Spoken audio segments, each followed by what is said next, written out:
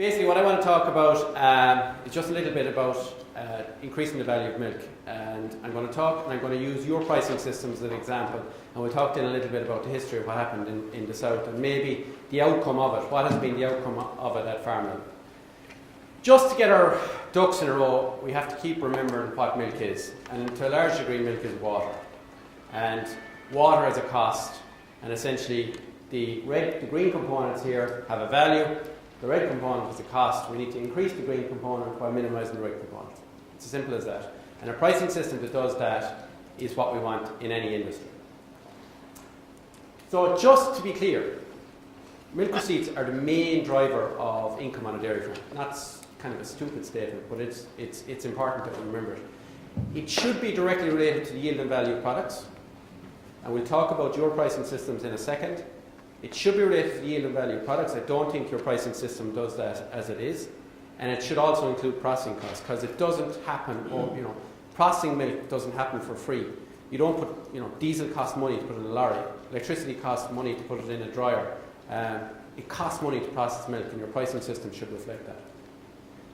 It's probably the only and most effective way of communicating with farmers is how the pricing. And I'll show you examples from the South on what the benefit has in terms of communication. And I suppose it should be to increase the profitability of the industry as a whole, not just one side. That should be the focus. So we're going to ask the question here. We have two cows, cow A and cow B. Both cows are giving you the same level of protein and fat, 450 kilos. Both the same level of fat, both the same level of protein, but they have different percentages. So cow A is doing it with 6,000 kilos or litres of volume, cow B is doing it with 7,000 litres of volume. Who thinks cow B is producing more valuable milk? Hands up. So everyone thinks the cow A is producing more valuable milk. So this is going to be very straightforward. But we have a bit of disconnect, because at the moment, and we'll see in a couple of seconds, that actually cow B is being substantially, and I mean substantially, more rewarded than cow A based on your current pricing systems. So we're very clear. Everyone here thinks that cow A is giving you more returns. We're all on the same page. That's good. It's a great place to start. But your pricing and how you pay for milk at the moment does not reflect that in any way. So we're going to do a little exercise. We're going to compare different pricing systems. So we're going to take a volume-based payment, and I'm going to discard that completely. So we could pay for milk based on volume, but we're not going to. We're just going to park that and forget about it. No one's interested in that. The next thing we're going to do is we're going to look at your pricing system. And this is actually your pricing system where you're paying differential plus a constant. And I've taken data from 3 of your major milk suppliers or collectors or processors, Lakeland, Dale Farm and Patrick. So I've taken data, combined the information together, and I've combined it across this cow A and cow B. Then we're going to look at a differential payment system where we actually pay for milk just based on the components that's in the milk, where we were probably in the 2000-2008 in the South. So that's how we paid for milk in the South up to that period. And then we're going to finally look at an A+B-C payment for those 2 cows again, where we've been since 2008 in the South. And we're just going to look at some of the implications for that. So we're going to have the same pattern here as we go through. Current Ireland model currently, we have the 3 processors there, Dale Farm, Lakeland and Patrick. And I've just taken the payment systems currently from those with a ballpark figure of 29p per litre is how milk the value. The average differential across the 3 is 0.021 for every 0.01 change in fat.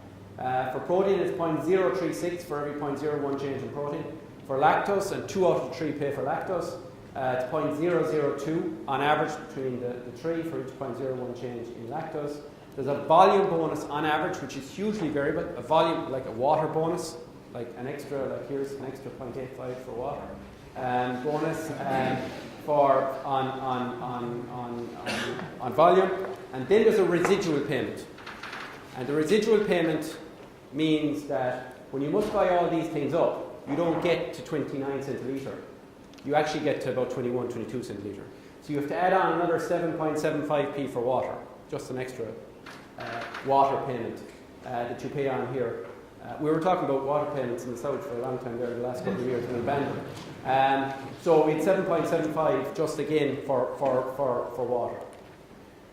So when we do that exercise, we use that payment system and we take cow A. She gets your £500 for water. She gets 482 pounds for fat. She gets 734 pounds for protein. You give her 57 pounds for lactose. So she totally worked, based on current pricing, 1,774 pounds. We'd look at cow B. Cow B, you're giving her an extra 84 pounds for the water she's giving you. You're giving 478 pounds for fat, 734. So for cow B, you're giving her 1,863 pounds. So you're giving her ballpark 100 pounds more in your current payment system. So you all said, when I asked which one is more valuable, milk or which one would you more like, you said cow A, but you're actually giving, based on average, based on those three payments, you're actually giving cow B 100 pounds more based on your current payment system. So that's what signal does that give? For me, the signal that gives a farmer is drive volume. If this is going to be the payment system for the next 10 years in Northern Ireland, the signal, you should forget everything Joe said and drive volume, because that's what that payment system does for you. And that's what you should do, because if the payment system is telling you what to do, the proper thing to do here is to drive volume. So just as an industry, I think it's a good one to think into the future, the signals that you're giving your farmers in the longer term. So the second thing we're going to compare is the differential payment system. Again, this has been in place since this was in play in the South between 2000 and 2007. And what we've done here is we've taken out the residuals, we've taken out the water-based payment and just parked that to the side and put everything on fat, protein, lactose. We held the ratios the same. So the ratios of fat, protein and lactose that were in the payment system for the three, we've held that. Again, we generated numbers based on these and we paid 29p a litre. So you remember, previous slide, we gave £100 more to the higher volume but no difference on solids. Now we go to differential. So we're back to the 6,000 litres. There's you took out the bonus for water. You get 685 pounds for fat, 1,044 for protein, 80 pounds now for lactose. So the total receipts in this scenario goes up to 1,809 pounds. Compare that to cow B. Remember, in the previous slide, she was up at 1,870 pounds. Now, that's dropped to 1,816 pounds. So she's still getting more money if we pay on a differential basis. Why is she getting more money? Well, she's producing slightly more lactose. And you have a payment, lactose is in your payment system. It's not in any of the processors down south, but there is some lactose payments here, so I included it. So she's slightly more valuable in terms of differential payment to the tune of 7 or 8 pounds. So in this scenario, what's the message we give? High solids, circa no effect on farm receipts. So they're virtually the same. So you can get high solids milk or low solids milk. Once you give them the same amount, they're not really that worried. And really, it doesn't matter what the conclusion is. It doesn't matter whether you drive volume or drive solids based on this payment system. So again, a confused enough message. In the previous slide, we've said drive volume. In this slide, we're saying it doesn't really matter. But then if we go and look at A+B-C, introduced in the South, on average in 2009, started in 2007. And by the way, when it was introduced, there was no more money. There's going to be, if A+B-C was introduced in the North in 2018, there will be no more money. It's not that there's a magic new pot of money that you get.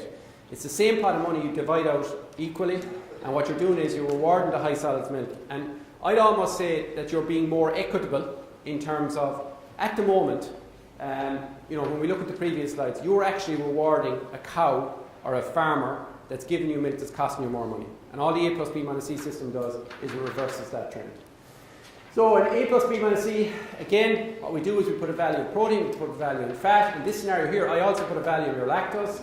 Again, overall payment system doesn't change, 29p a litre. And the way it works out was based on your ratios and based on all the numbers. Fat value came out at £3.25 per kilo, protein £5.65. We put 31 pence in terms of lactose, and we put in a volume-based cost of 4 pence per litre. That one would have to be debated as an industry. In the South, it's about 4 cents a litre. Again, it depends on your product portfolio, it depends on your assembly costs, but ballpark 3 to 4 pence per litre is probably not a million miles off the mark. So if we do that, we can see here now, based on the A+B-C system, if you remember previously there was massive positives here for water. Now we have a negative. We have a higher value for fat, we have a higher value for protein, we have a higher value for lactose, and now cow A is generating about 1,824 pounds in terms of her receipts. Or you compare her to cow B, higher volume, she's only returning 1,801. So you've gone from a scenario where, in scenario 1, your current pricing model, you gave cow B 100 pounds more, to the new pricing model, where you give cow A 20 pounds more, 25 pounds more, whatever it is. So you've changed it and you've reflected the value of milk that you're getting.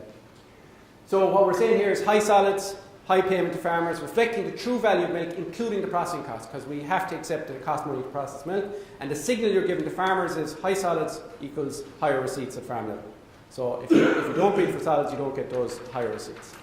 To combine all that into a single kind of a slide or picture, what we can see here is that in the current Northern Ireland model, basically that cow A was getting 1,773 pounds, higher volume, lower volume, higher solids, and cow B was getting 863. So there's a difference in milk price per litre of 3 pence per litre. That's what was there. In our new model, what we're talking about here is that the difference in milk price will become 5 pence per litre. And the cow that gives you the same solids with lower volume would be rewarded. And that's the return that you get as an industry. It gives you the signals that you're given. So basically what it would be is higher payment to farmers reflecting the value of it, including the processing cost. So does this work? And the question is, does it work? If you put this payment system in place, what will the reaction be at farm level? And what we've done here is just put together some of the changes in fat and protein concentration in the Republic between the period 95 to 96. So I'm saying that from 2007 on, payment systems were in place. Now there's a whole range of other things happening as well in terms of genetics and so on, but just to give you an idea, between 95 and 96, we can see here that milk fat concentration was increasing by about 0.18. For every year, milk fat concentration was increasing by 0.018. Sorry. So basically, over a 6-7 year period, it would take maybe 7 years, 6 years to increase by 0.1 in terms of fat. Since 2006, that's just about doubled. So now, milk fat concentration is increasing by 0.03. So ballpark, every 3 to 3.3 years, we're increasing by 0.1. In terms of protein, same story. Up to between 95 and 96, increasing by 0.01. So it take about 9 years, 8.5 years to increase by 0.1. And between 2006 and 2016, it's increasing by 0.17. So it take about 6 years to increase by that 0.1. And that's very important, because if we look at it in numbers terms, what does that mean? This slide just shows your own situation. I didn't have data pre-2011, but just to give you a picture, there is no relationship, R squared of 0.04, 0.05. There is no change. Similar to what Joe said, there's no change in solids percentages at farm level between 2011 and 2016. What does it mean in money terms for farmers in ROI? So basically, what I've done here is I've just taken a milk price of 30 cent a litre. So a base price of 30 cent a litre. What's the value of the increase in solids at farm level? So just between 2007 and 2016, we can ballpark say that milk price for the exact same base price, so the market returns 30 cent a litre, farmers in the south are getting 2 cent a litre more on average because of their solids increases. Now 2 cent a litre in a year like 2016, when milk price was the way it was, is hugely valuable. So that's 2 cent a litre that are getting based on just on technical improvement, based on efficiency, and that's hugely valuable in terms of what it can do. What's it for the industry as a whole? Just between 2006 and 2015, or 16, sorry, so 2007 to 2016, the valued increase in solids is about 150 million, right? So about 15 million euros per year, or about 900 euros per farm per year. That's the increase in receipts from increased milk solids alone. That's the value it's worth to farmers. 150 million, and that's an annual figure. It's 150 million euros more annually. And I would expect, if we keep growing in terms of our fat and protein concentration at the rate we're growing, which is about 15 million euros per year, based solely on solids, that'll be 300 million in another 10 years. Can it continue to grow? I don't see any reason why it can't. So just in terms of then, it's not all milk pricing, but milk pricing is very important in the overall package. What's driving it? Well, the EBI. A+B-C system is built into the EBI. It's built into the EBI since 2001. So there is definitely, we're selecting genetics that are negative on volume and positive on protein and fat. A+B-C was launched in the 2007-2009 period as an industry as a whole. And any ambiguity around liquid milk payment was largely taken out in 2012, where Glanbia decided to start paying for all liquid milk is paid for, or Glanbia liquid milk is paid for based on A+B-C. Genomics in 2013. Milk quota again removal in 2015. That was a severe negative on fat concentrations, and there has been a greater focus on grass right throughout the period, as Joe probably talked about here. But that increase in solids is hugely valuable in an industry to increase the overall resilience of the business. So just in saying solids alone is worth 151 million. There is a lot of debate, or there is some debate, if you increase your solids percentages, does that prevent growth in terms of, does it stop the industry from growing? Is it a lot easier to increase volume than increase solids? And I just throw up these couple of slides just to give you an idea.